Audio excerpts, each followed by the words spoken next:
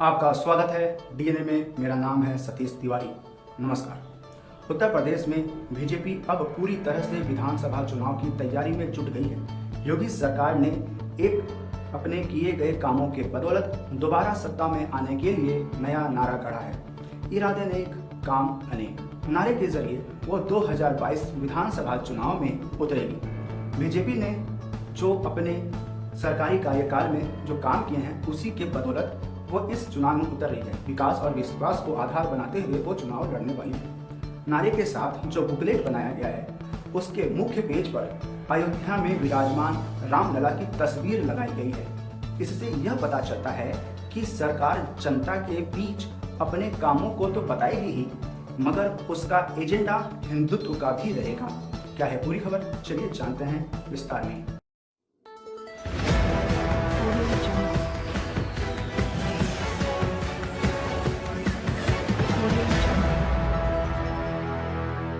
योगी सरकार ने 2022 में सत्ता में वापसी के लिए अपने कामों को गिनाने की रणनीति बनाई है। सरकार के इरादे नेक, काम अनेक वाला नया स्लोगन, जिसमें बीजेपी की कोरोना संक्रमण से लड़ाई, किसान हित, रोजगार और माफिया के खिलाफ कार्रवाई को मुद्दा बनाया जाएगा।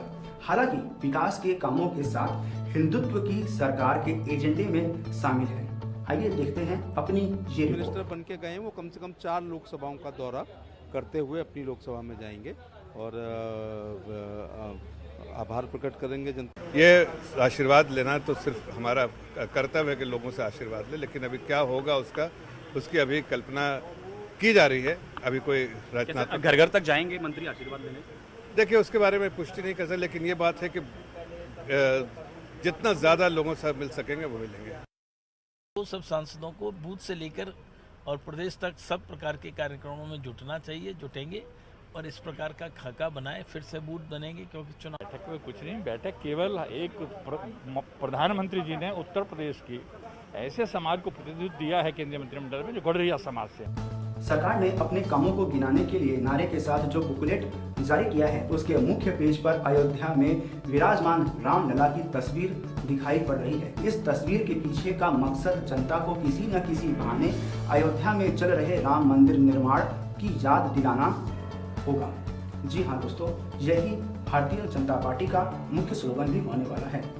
मुफ्त टीका और मुफ्त राशन भी बनेगा चुनावी मुद्दा, जो उत्तर प्रदेश की जनता को अपनी तरफ आकर्षित करने में काफी ज्यादा कारगर साबित होगा। योगी सरकार का दावा है कि केंद्र सरकार की मदद से प्रदेश में सभी को मुफ्त टीका लगाया जा रहा है। मुफ्त कोरोना जांच और मुफ्त इलाज। साथ सरकार का यह भी दावा है कि राज्य में 1,80,000 कोविड बेड की व्यवस्था कर दी गई है। बच्चों की निःशुल्क दवाई किट के वितरण के साथ ही उनके लिए पीकू और नीकू वार्ड की स्थापना भी कर दी गई है। इसके साथ ही कोरोना संक्रमण से उभरते हुए बच्चों के लिए उत्तर प्रदेश मुख्यमंत्री बाल सेवा योजना की शुरुआत भी कर दी गई है।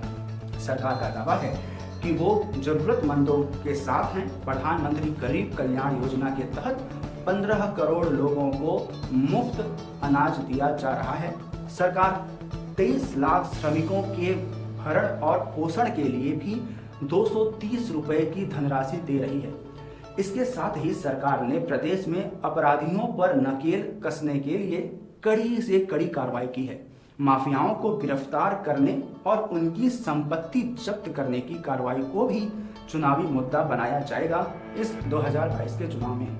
खुशहाल किसान और बेघरों के आवास को भी अपनी उपलब्धि के तहत गिनना इनका मकसद होने वाला है। योगी सरकार का नारा खुशहाल किसान भी है। उसका दावा है कि किसान कल्याण मिशन के तहत 45 लाख गन्ना किसानों को 1,40,00,000 से अधिक गन्ना मूल्य का भुगतान किया गया है।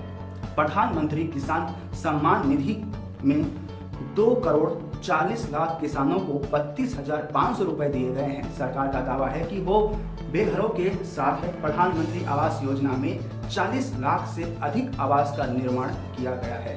वहीं प्रधानमंत्री आवास योजना ग्रामीणों में 90,255 आवास बनाए गए हैं। प्रदेश के युवाओं को रोजगार दिया गया, उससे भी मुद्दा बनाने का विचार सरकार का है। सरकार ये दावा कर रही है कि मिशन रोजगार के तहत 4,25,000 युवाओं को सरकारी नौकरी दी गई है। 3 लाख युवाओं को संविदा पर सरकारी नियुक्ति दी गई है, जबकि 82 लाख MSM इकाइयों को 3 लाख करोड़ ऋण देकर लगभग 2 करोड़ युवाओं को रोजगार दिया गया है। साथ ही एक जनपद एक उत्पाद योजना में भी 25 लाख लोगों को रोजगार दिया गया है, ऐसा सरकार का दावा है।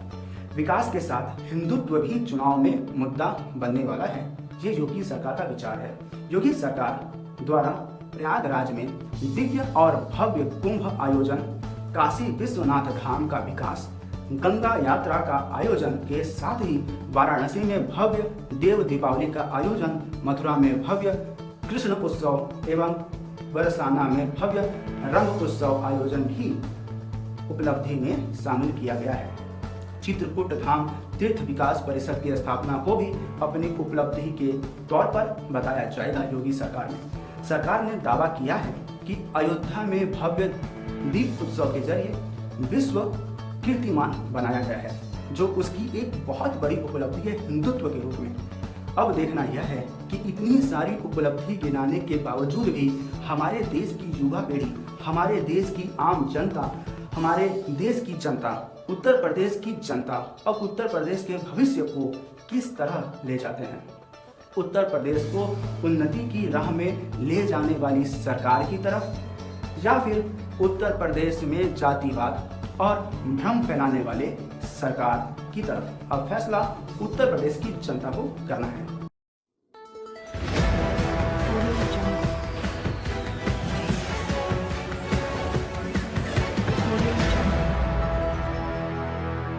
अब आपसे मिलता हूं अगले वीडियो में किसी दूसरे मुद्दे पर बात करते हुए। तब तक के लिए जय हिंद, जय भारत। जी हाँ दोस्तों, लेकिन साथ ही उत्तर प्रदेश के चुनाव में 2022 में अपनी रुचि को बनाए रखिएगा और ये फैसला जरूर लीजिएगा कि हमारा उत्तर प्रदेश आपको किस ओर बढ़ाना है।